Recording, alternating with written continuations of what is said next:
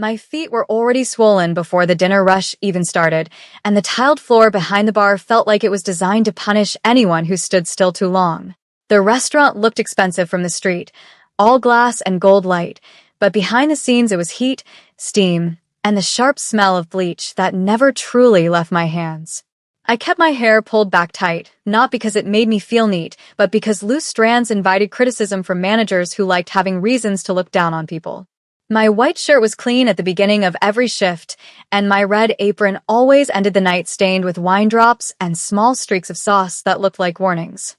The regular customers never looked at me long enough to remember my face, and the ones who did usually looked for the wrong reasons. I was invisible in the way poor people become invisible, like a chair someone forgets they sat on. That was fine, because invisibility meant safety, and safety meant rent. Then he walked in, and the room changed, as if the air had been rewritten. He did not announce himself, and he did not need to. The man was tall, handsome in a cold, precise way, with short black hair styled neatly back, and a calm expression that made other men look uncertain without understanding why. He wore a dark coat, expensive but understated, and he moved like he owned time, like he could slow it down if he wanted. Two men followed him, not as friends, but as shadows that had learned how to breathe. Conversations lowered themselves.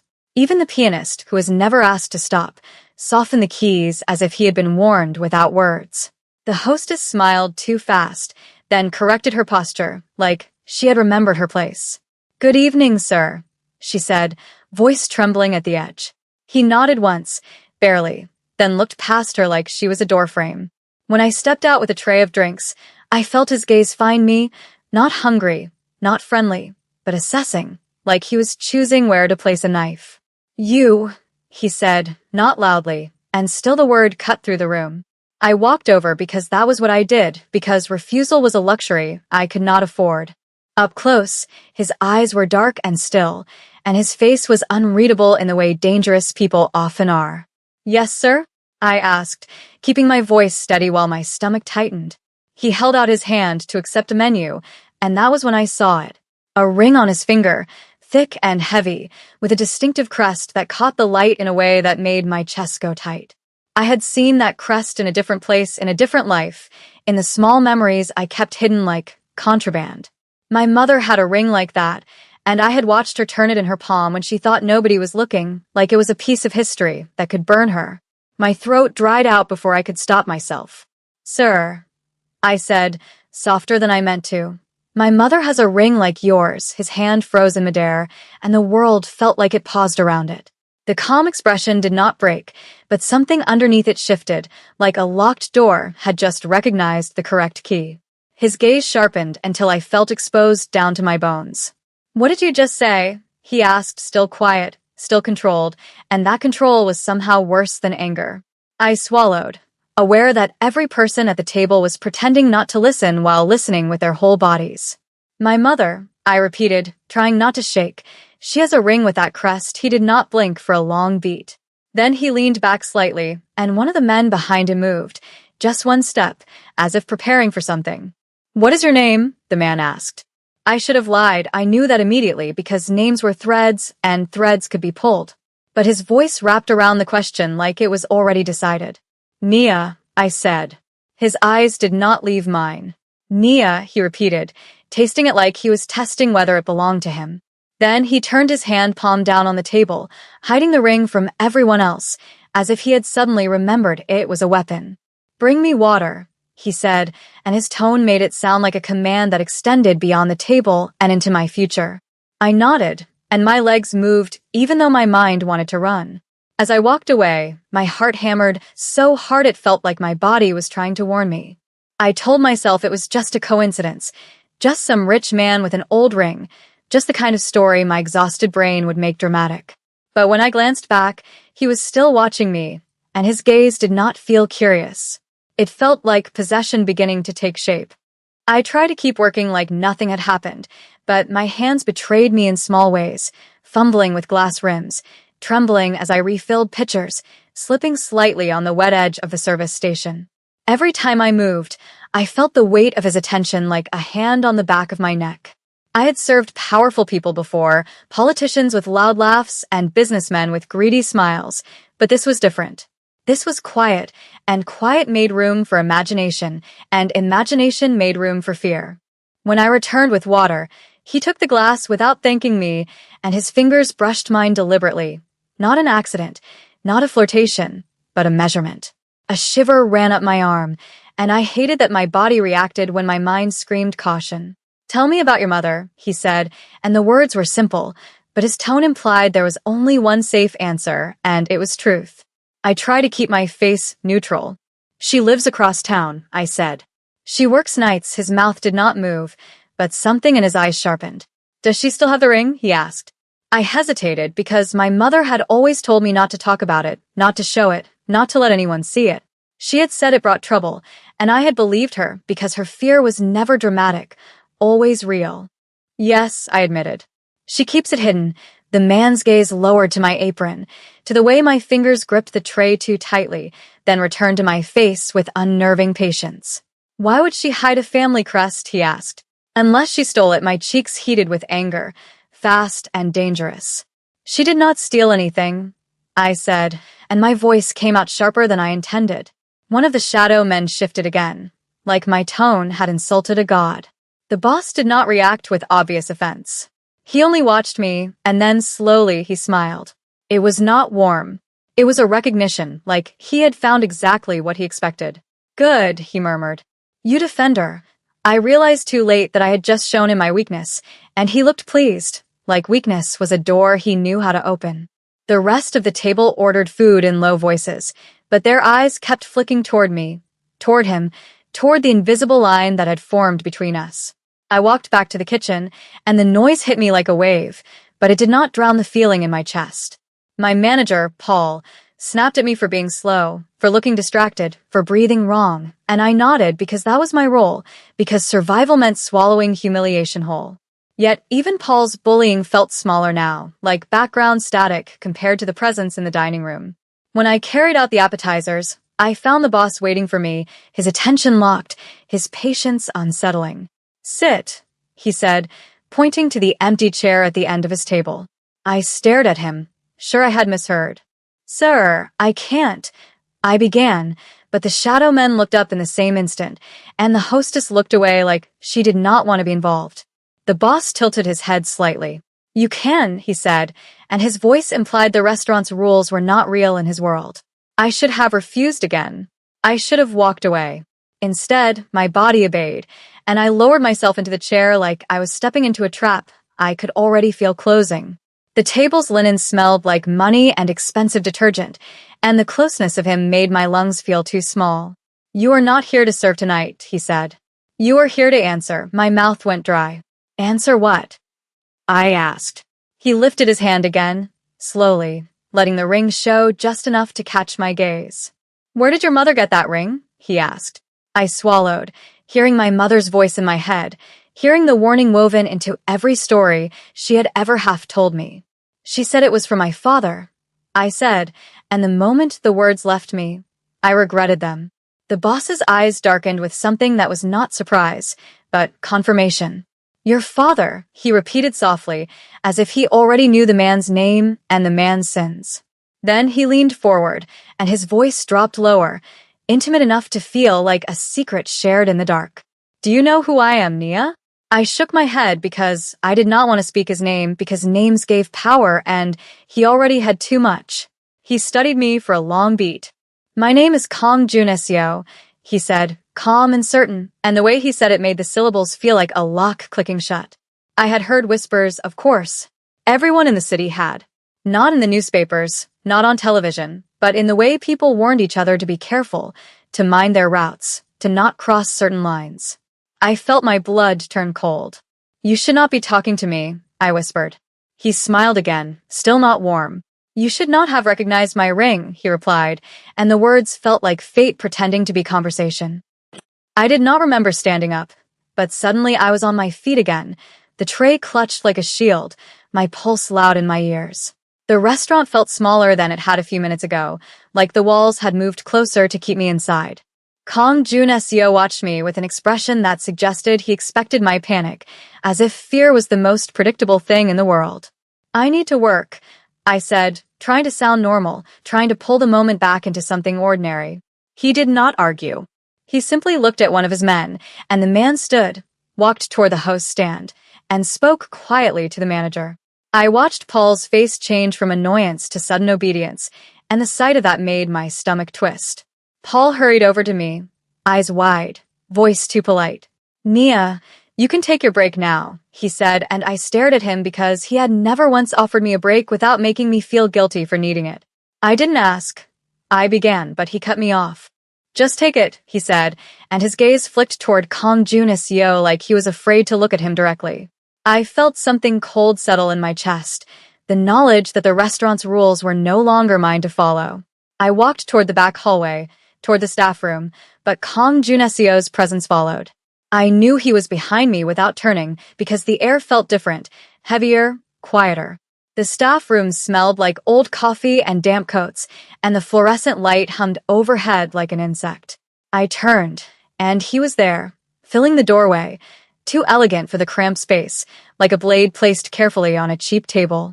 One of his men stood farther down the hall, not watching us directly, but close enough to remind me of consequences. "You are afraid," Kong Juneseo said, and his tone was not mocking. It was clinical, almost gentle, which made it more terrifying. "You should be," I admitted, my voice thin. He stepped closer, slow and controlled, and the proximity made my skin prickle. "Fear is useful," he said. "It teaches you who has power." I swallowed, refusing to let tears rise because tears invited pity, and pity was a form of ownership I did not want. "What do you want from me?" I asked. His gaze moved over my face, over the tight pull of my hair, the tired shadows beneath my eyes, the red apron that marked me as someone meant to be ordered around. "I want the truth," he said. "And I want the ring." I shook my head before thinking. "It's not mine," I said. "It's my mother's." His eyes narrowed slightly, and his voice softened in a way that felt like a hand closing around my throat. "Everything connected to that ring becomes mine," he said. That is how legacy works. The word legacy hit me harder than threat because it implied history, blood, and decisions made long before I was born. "My mother doesn't even talk about it," I said. "She just keeps it hidden." Kong Juo's jaw tightened, almost imperceptibly. "She hides it because she knows what it means," he replied. "And she hides you because you are part of what it means." My heart stumbled. "I don't understand," I whispered. He studied me for a moment, and something in his gaze shifted, a flash of something darker and more personal, like anger wrapped in discipline. "Your mother's choices created a problem," he said. "You are the living evidence of that problem." My hands clenched at my sides. "I'm not a problem," I said, and I hated how small my voice sounded. He stepped closer until I could smell his cologne, subtle and expensive, layered over the faint scent of cold night air. "Not to me," he murmured. "Not if you do what I say." The words should have made me furious. And they did, but they also made something else move in my chest, something confused and dangerous. I had spent my life being dismissed, mocked, used, but never spoken to like I mattered in a larger story. Even his menace carried a kind of attention that felt like gravity. "Why would you care about me?" I asked, and my voice broke slightly despite my effort. Kong Juneseo lifted his hand, the ring catching the light, and he held it between us like a symbol and a warning. "Because someone you have never met built his empire with that crest," he said. "And because that crest does not appear in the hands of a waitress unless blood has been spilled or blood has been hidden." My stomach turned, images flashing of my mother's careful silence, her long nights, her habit of checking locks twice. "My father is dead," I blurted, because my mother had said it with a finality that ended questions. Kong Juneseo's expression did not change, but the air felt colder. "Maybe," he said. "Or maybe he is exactly where he needs to be." I stared at him, and the room felt like it was tilting. "You're lying," I whispered. "You're trying to scare me." He leaned in, close enough that his voice brushed my ear like a confession. "I do not need to lie to scare you," he said. "I need only to tell you what is true." When he pulled back, his gaze held mine, steady and intimate in a way that made my breath catch despite myself. "You will bring me to your mother," he said. "Tonight." I felt my pulse spike. "I can't," I said. He did not raise his voice. He simply looked at me like refusal was a childish performance. "You can," he replied. "And you will." The ride in his car felt like stepping into another world where everything was quiet on purpose. The interior smelled like leather and faint smoke, and the windows were tinted so dark the city looked blurred, unreal, like a memory. I sat stiffly, my red apron folded in my lap because I had not even been allowed to change, and the contrast between my cheap uniform and the luxury around me made my skin burn with humiliation. Kong Junaseo sat beside me, not touching, not crowding, yet his presence filled the space more completely than any closeness could. Two enforcers sat in the front, silent, scanning the streets as if the city belonged to them. I kept my eyes forward, telling myself to memorize every turn, every landmark, because fear demanded preparation. "You can still tell me no," I said, although my voice sounded like I was pretending. Kong Junaseo turned his head slightly, watching me with calm interest. "No is a word for people who believe consequences are negotiable," he replied. I swallowed. "So you're kidnapping me?" I said, and the accusation came out brittle. He did not seem offended. "If I wanted to kidnap you," he said, "you would not have your phone, and you would not know where you are." I touched my pocket instinctively, feeling my phone still there, and the fact that he had pointed it out made me feel even more controlled. "Why are you doing this the gentle way?" I asked, and my voice carried more anger now, because anger was easier than panic. Kong Junaseo's gaze held mine for a moment, and something unspoken passed through it, something that felt like calculation mixed with restraint. "Because you are not just leverage," he said. And because I do not enjoy breaking what I might need intact, my stomach twisted again at the casual cruelty of that logic. "What do you need me for?" I asked. He looked out the window for a beat, the city's lights sliding over his face like moving shadows. "You are a bridge," he said. To a woman who thought she could disappear with something that belongs to my bloodline, the word bloodline landed hard, heavy with meaning I did not have and did not want. "My mother doesn't belong to you," I snapped. He turned back to me slowly. "She belongs to her choices," he said. And choices of owners. I hated him in that moment, and I also hated that part of me listened like his words mattered more than anyone else's had. The car stopped in front of my mother's building, an aging complex with peeling paint and a flickering hallway light that never worked properly. The contrast between his world and ours looked obscene. I stared at the entrance, my chest tight with dread. "She'll be terrified," I whispered. Kong Junaseo's expression softened just slightly, in a way that made my breath catch because softness from him felt like a dangerous gift. "Then do not scream," he said. "Do not make it worse." I opened the door with shaking hands, my shoes crunching on gravel, and the cold air hit my face like a slap. His men followed at a respectful distance, not close enough to seem like a scene, but close enough to end any illusion of freedom. I led Kong Junaseo up the stairs, each step louder than it should have been, and my hands fumbled with the key. When I opened the door, my mother stood in the small kitchen, still in her nightclothes, hair wrapped, eyes tired but alert. The moment she saw me, relief flickered. The moment she saw him behind me, the relief shattered. Her face drained of color so fast it looked like a candle being snuffed out. "Mia," she breathed, voice barely there. Her gaze locked onto the ring on Kong Junaseo's hand, and her body went rigid as if her bones had turned to stone. Kong Junseo stepped into our cramped living room like he belonged there, like the walls were built to contain him. "It has been a long time," he said, his voice calm, almost polite. My mother's lips trembled. "You shouldn't be here," she whispered. Kong Junaseo's eyes did not soften for her. "You should not have taken what was not yours," he replied. My mother looked at me then, and the look was not just fear.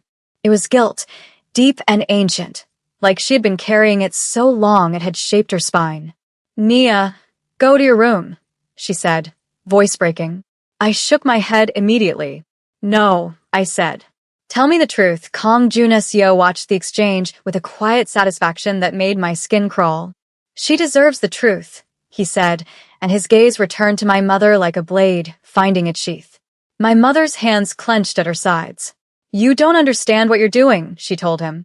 Kong Junaseo stepped closer, and the air in the room seemed to tighten around his movement. "I understand exactly," he said. "You hit a crest. You hit a child. And you hit a story that belongs to me." My mother's eyes glistened, and for the first time I saw her not as the woman who worked and worried and survived, but as someone trapped inside a past she had never escaped. "Please," she whispered, and the words sounded like surrender. Kong Juneseo's gaze flicked to me, and something in it felt intimate, almost possessive, like he was already rewriting where I belonged. "Tell her," he commanded softly. "Or I will." My mother closed her eyes like she was bracing for a blow that had been falling for decades, and when she opened them again, something in her expression had shifted from panic to exhausted resolve. She moved slowly to the small wooden table by the window, the one with the uneven leg, and reached into a hidden compartment beneath a loose panel. Her fingers trembled as she pulled out a folded cloth, worn thin from years of careful handling. When she unfolded it, the ring lay there, heavy and unmistakable, its crest catching the dim light of the apartment in the same cold, deliberate way it had caught the light in the restaurant. My chest tightened as realization settled in, sharp and disorienting. Kong Juneseo watched without interrupting, his posture relaxed, his patience predatory. "I did not steal it," my mother said quietly, her voice steadying as if confession gave her structure. "He gave it to me." Kong Juneseo's eyes narrowed, just a fraction. "He was not yours to take," he replied. My mother laughed softly then, a sound stripped of humor. "Men like him never belong to anyone," she said. "They just decide who they ruin." I felt anger flare, raw and protective. "Who is he?" I demanded, my voice shaking despite myself.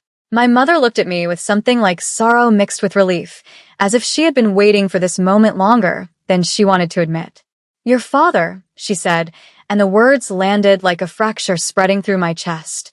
Kong Juneseo inhaled slowly, his jaw tightening. "My brother," he corrected calmly, and the room seemed to tilt as the truth rearranged itself around that sentence. My knees felt weak, and I grabbed the edge of the counter to stay upright. "Brother," I echoed, disbelief tasting bitter on my tongue. My mother nodded once. "He was powerful," she said. "Cruel when he wanted to be. Gentle only when it suited him." Kong Junseo's gaze hardened, shadows deepening around his eyes. "He was a liability," he said flatly. "And he paid for it." I stared at him, horror and fascination twisting together. "You killed him," I whispered. Kong Juneseo did not deny it. "I ended a threat," he replied. "And you are the consequence he left behind." Silence stretched, heavy and suffocating. I felt suddenly small, like the ground beneath my life had shifted and revealed a depth I could not measure. My mother reached for me, her hand warm and familiar, grounding. "I try to protect you," she said, her voice breaking at last. "I hid you because his world destroys everything it touches." Kong Juneseo watched the gesture with an expression I could not read, something like calculation tangled with restraint. "And yet," he said softly, "here she is." His gaze returned to me, intense and intimate, and I felt a strange pull, like gravity reasserting itself. "You have his eyes," he added, and the words sent a shiver through me I did not want to acknowledge. I did not sleep that night, not really. Kong Juneseo allowed my mother and me a few hours alone, though his men remained stationed outside the apartment like silent sentinels. My mother paced, wringing her hands, apologizing in fragments, explaining pieces of a story she had buried for years. She told me about a man who had promised protection and delivered fear, about love that felt like captivity, about escape purchased with silence and distance. I listened, numb and aching, trying to reconcile the woman who had raised me with the past she described. When dawn crept in through the thin curtains, painting the room in pale gray light, Kong Juneseo returned. He looked unchanged, immaculate, as if the night had been nothing more than a pause in his routine. "You will come with me," he said to me, not unkindly. My mother's breath caught. "No," she said immediately. Kong Juneseo's gaze flicked to her, cool and final. "She is already part of my world," he replied. "Keeping her here will only make her a target." I felt my heart race, torn between fear and something darker, something that whispered inevitability. "What happens to her?" I asked, nodding toward my mother. Kong Juneseo regarded me for a long moment. "She will be left alone," he said. "Provided she remains invisible." My mother reached for my face, tears spilling freely now. "You don't have to go," she pleaded. I looked at her, at the lines carved by worry and sacrifice, and then at Kong Juneseo, standing calm and powerful in our small, fragile space. I understood then that refusal would not save me, only delay the collision. I'll go, I said quietly, and the words felt like surrender and choice braided together. Kong Jun Seo inclined his head, approval flickering briefly across his features. You are smarter than he was, he said. That may keep you alive. His compound was nothing like I had imagined, tucked behind layers of security, blending modern luxury with deliberate austerity. Everything was clean, controlled, designed to remind you that chaos was not welcome here. Kong Jun Seo assigned me a room overlooking a private courtyard. The silence, so complete it felt unnatural. You will stay, he told me. You will learn, I bristled at the implication. Learn what? I asked. He turned to face me fully, his gaze heavy with meaning. Who you are, he replied. Days blurred into a strange rhythm of observation and instruction. Men deferred to him without question, women moved carefully around him, and I watched the machinery of power operate with terrifying efficiency. Kong Jun Seo spoke to me often, sometimes about business, sometimes about history, sometimes about my father in ways that were both condemning and uncomfortably intimate. I found myself listening despite my resistance, absorbing lessons about control, leverage, silence. At night, alone in my room, I lay awake replaying his words, hating how they made sense. One evening, after a particularly tense meeting I had been allowed to observe, Kong Jun Seo joined me in the courtyard. The air was cool, the lights low.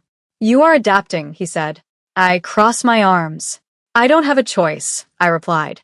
He stepped closer, his presence commanding yet strangely grounding. Choice is overrated, he said. Power is what matters, his gaze softened, just slightly, and my breath caught despite myself.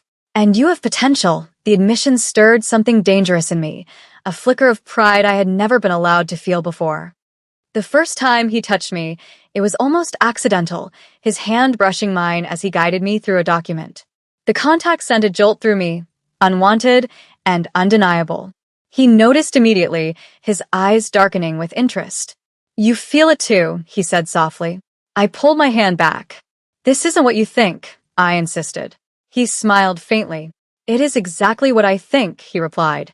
The tension between us grew, charged and unspoken, woven into every interaction. He never forced it, never crossed a line without my silent permission, and that restraint made the pull stronger, more confusing. I hated how safe I felt under his watch, how the fear of the outside world faded within his walls. When violence came, sudden and brutal, I saw his other side clearly. He ended a threat with chilling precision, his calm unbroken, his authority absolute. Later, when I confronted him, shaking with adrenaline and horror, he met my gaze without apology. This is the world you are part of, he said. Decide whether you will survive it or be destroyed by it. I realized then that I had already begun to choose. By the time I stood beside him in public, introduced not as a waitress but as someone under his protection, the transformation felt complete. People looked at me differently, with caution and curiosity instead of dismissal. Kong Jun Seo's hand rested lightly at my back, a possessive gesture that steadied me even as it marked me. You belong here, he murmured, low enough that only I could hear. I should have recoiled from the word belong, but instead I felt a strange sense of alignment, like a fractured part of me had found its place. The girl who had stood invisible behind a bar felt distant, almost unreal. In her place stood someone who understood power, who wielded silence like a blade, who knew the cost of legacy. As I met the gazes around me without flinching, I felt fear recede, replaced by something darker and more intoxicating. Acceptance did not come as relief, but as clarity, sharp and irrevocable.